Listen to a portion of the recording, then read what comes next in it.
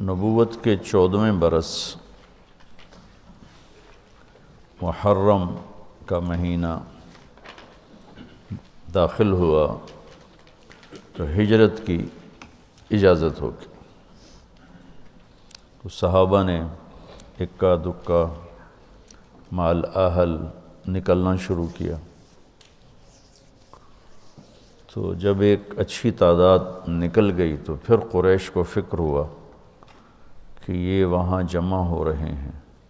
تو انہوں نے مشورہ کیا کہ کچھ کرنا چاہیے. تو شیطان بھی انسانی شکل میں آ گیا اور مشورے ہو رہے ہیں اس کو قید کر دو. تو وہ شیطان اس کو کاٹ دیتا کہ قید کرو گے تو اس کی قوم ہے، قبیلہ ہے، چھڑا لیں گے. کہ اس کو مکہ بدر کر دو، مکہ سے نکال دو. کہ مکہ سے نکالو گے جس جگہ جائے گا وہاں اس کی قوت اکٹھی ہو جائے گی، پھر تمہارے خلاف ہو جائیں گے. ابو جہل نے کہا ہر قبیلے کا ایک آدمی لو اور اس کے گھر کا گھیرا ڈالو اور جب نکلے اسے قتل کر دو. یہ ابو جہل نے کہا. تو شیطان نے کہا یہ ہے اصل رائے، کیونکہ سارے قبائل کا تو وہ بنو ہاشم مقابلہ نہیں کر سکیں گے، تو لہذا دیت پہ خود بخود بات ختم ہو جائے گی. تو جبریل نے آ کر یہ بات اللہ کے محبوب صلی اللہ تعالی علیہ وسلم کو بتائی اور فرمایا کہ اب آپ نکلیں. یہ دنیا کو اللہ نے اسباب کے ساتھ چلایا ہے. اتنے بڑی محبوب ہستی کو بھی اس کا پابند بنایا. براق تو اظہار قدرت تھا، اظہار ہیبت، طاقت. اس نے ایک پل میں اٹھا کے اور بیت المقدس پہنچا دیا. وہاں سے آگے براق بھی نہیں گیا، کن فیکون کے ساتھ ہی گئے. تو اب ذوف کا دور ہے. معجزہ نہیں ظاہر ہوا کہ جبریل آئیں اور اٹھا کے مدینے اتار دیں یا براق پہ بٹھائیں اور جا کے مدینے اتار دیں. معجزہ نہیں ہوا، کیونکہ امت کو سبق دینا ہے کہ جب ہم پہ زوال ہوگا پھر کیا کرنا ہے، طاقت میں ہوں گے پھر کیا کرنا ہے، قوت میں ہوں گے پھر کیا کرنا ہے، اجتماع قلوب ہوگا تو پھر کیا کرنا ہے، انتشار ہوگا تو پھر کیا کرنا ہے. تو آپ 26 صفر ابوبکر صدیق کے گھر تشریف لائے.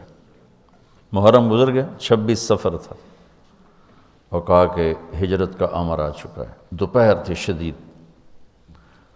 ابوبکر رہتے تھے جو بڑا ہوٹل نہیں بنا، بڑا ہوٹل لمبا چوڑا، اس کے پیچھے جو محلہ تھا یہاں تھا ابوبکر.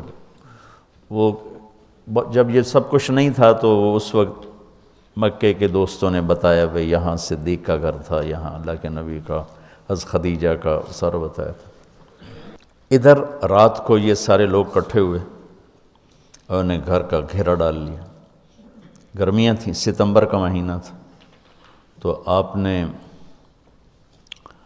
حضرت علی کو اپنی جگہ لٹایا باہر، چادر اوپر لے کے لیٹ گئے. اور آپ ان کو بیچ میں سے چیر کے نکل گئے. وَجَعَلْنَا مِن بَيْنِ أَيْدِيهِمْ سَدًّا وَمِن خَلْفِهِمْ سَدًّا فَأَغْشَيْنَاهُمْ فَهُمْ لَا يُبْصِرُونَ. تو شیطان نے شور مچایا، نکل گیا. ایک لمحے کے لیے وہ اندھے ہو گئے. پھر ایسے دیکھا تو سویا ہوا ہے. ایسے ہی کسی نے آواز لگائی اور کمبخت ایمان سے خالی تھے. اور معاشرت اس وقت بھی ایسی تھی کہ گھر گھس کے قتل نہیں کرتے تھے. یہ ان کے اصول تھے کہ کسی کو گھر کے اندر جا کے قتل نہیں کرنا کہ عورتیں خوف زدہ نہ ہوں، بچے خوف زدہ نہ ہوں. انتظار کرتے رہے. جب صبح ہوئی تو حضرت علی اٹھے. اچھا انہوں نے کیا کیا، انہوں نے کہا پتھر مارو دیکھو کیا کرتا ہے، شاید کپڑا ہٹائے چہرے سے تو پتھر مارے.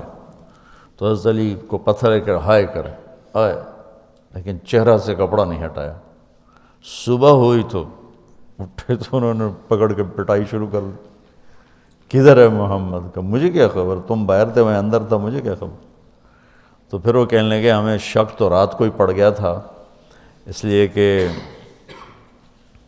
اسے جتنے بھی پتھر پڑتے تھے کبھی ہائے نہیں کرتا تھا، اور تیری جو ہائے تھی نا وہ رات کو شک میں پڑ گئے تھے کہ یہ وہ نہیں ہے، لیکن بس ہم دھوکہ کھا گئے۔ تو آپ وہاں سے نکلے تو یہ 27 کی رات تھی، 27 صفر، اور ستمبر کا مہینہ تھا، تو 622 عیسوی تھی۔ تو ادھر ہے مدینہ اور ادھر ہے جبل ثور۔ تو ابو بکر نے عرض کی میں نے ایک غار ڈھونڈ رکھا ہے، پہلے وہاں چلتے ہیں، تو جب ہماری تلاش ذرا رک جائے گی پھر ہم نکلیں گے۔ تو اللہ کے نبی پنجوں کے بل چل رہے تھے، پنجوں کے بل، پنجوں کے بل اس لیے چل رہے تھے کہ پاؤں کا نشان دیکھ کر کھوجی پیچھے نہ پہنچ جائے۔ یہ ایک علم تھا جو اب مٹ گیا ہے، چونکہ سڑکیں پکی ہو گئیں تو چور کا نشان ختم ہو جاتا ہے۔ جب سڑکیں کچی ہوتی تھیں تو اس کے قدموں کو کھوجی پہچانتا ہوا چلتا چلتا چلتا اس کے گھر پہنچ جاتا تھا، چاہے وہ 100 میل ہوتا تھا۔ تو یہ کوئی مکہ سے غار ثور 3 میل تھا، تو آپ ایسے جا رہے تھے ایسے۔ ابو بکر کبھی آپ کے آگے چلتے کبھی پیچھے چلتے، کبھی آگے چلتے کبھی پیچھے چلتے۔ تو آپ نے پوچھا یہ کیا کرتے؟ کبھی آگے کبھی پیچھے۔ تو کہنے لگے اخاف الرصد فامشی امامک، اخاف الطلب فامشی خلفک۔ جب مجھے یہ خیال آتا ہے کہ کوئی آگے چھپا ہوا حملہ آور حملہ نہ کر دے دشمن تو میں آگے ہو جاتا ہوں، جب مجھے خیال آتا ہے پیچھے سے کوئی پہنچ نہ جائے تو میں پیچھے ہو جاتا ہوں، اس طرح۔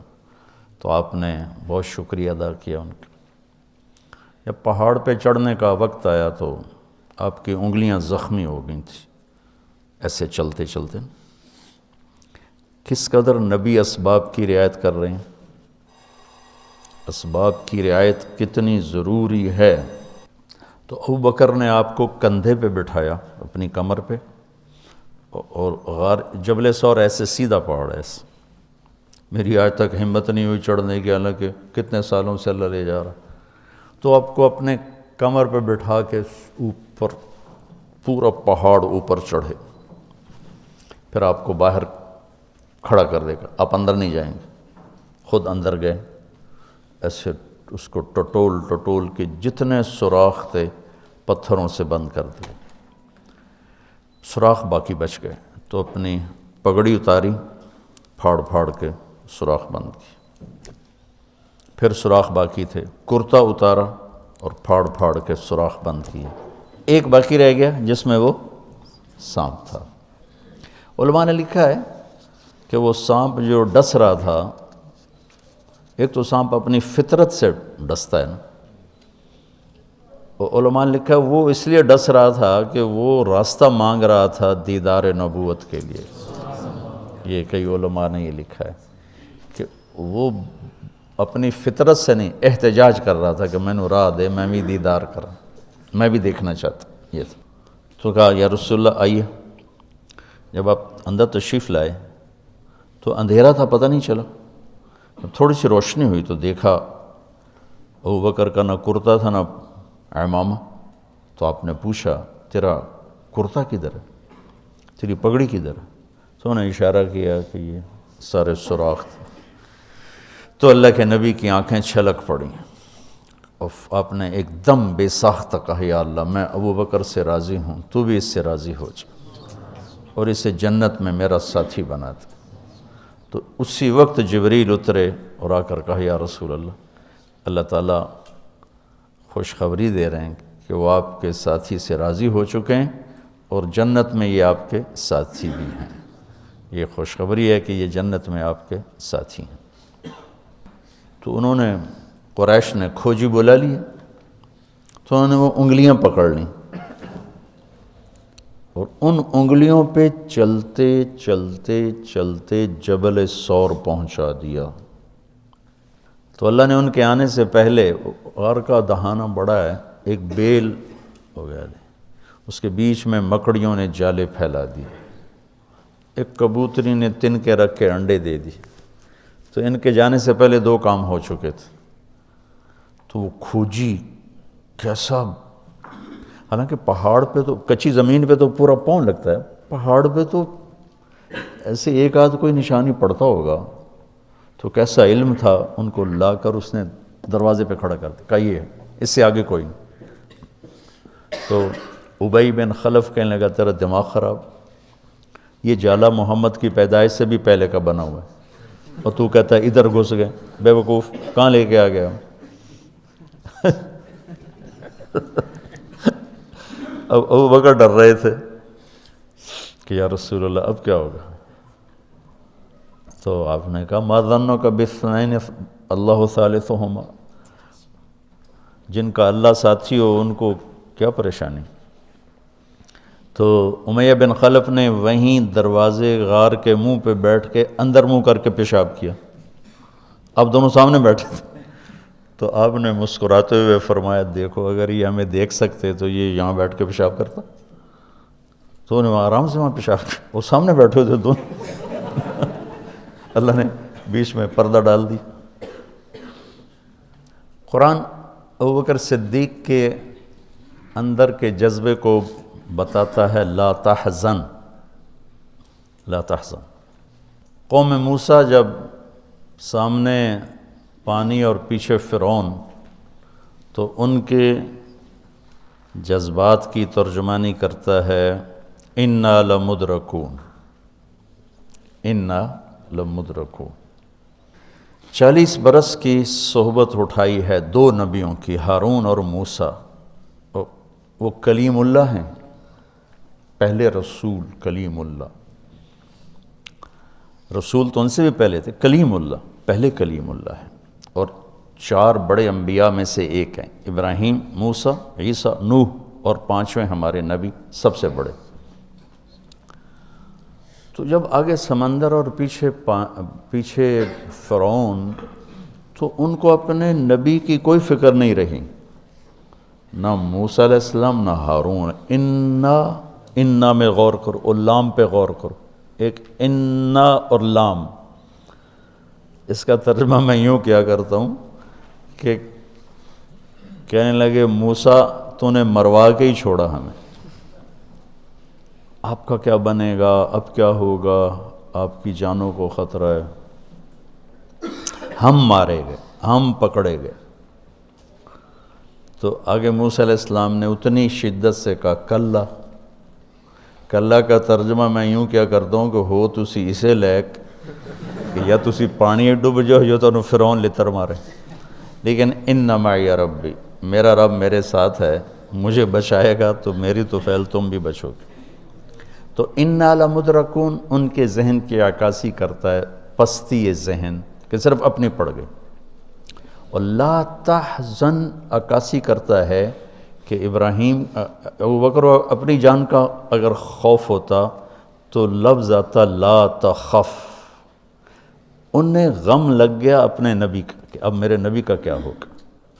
تو حزن اپنے لیے نہیں، اپنے دوسرے کے لیے، آپ کی اب آپ کا کیا بنا، اب میرے نبی کا کیا بنے گا، اس کیفیت کے لیے قرآن نے اس میں عظمت صدیق ہے، لا تحزن، کہ انہیں اپنا کوئی فکر نہیں تھا، انہیں فکر پڑ گیا نبی کی۔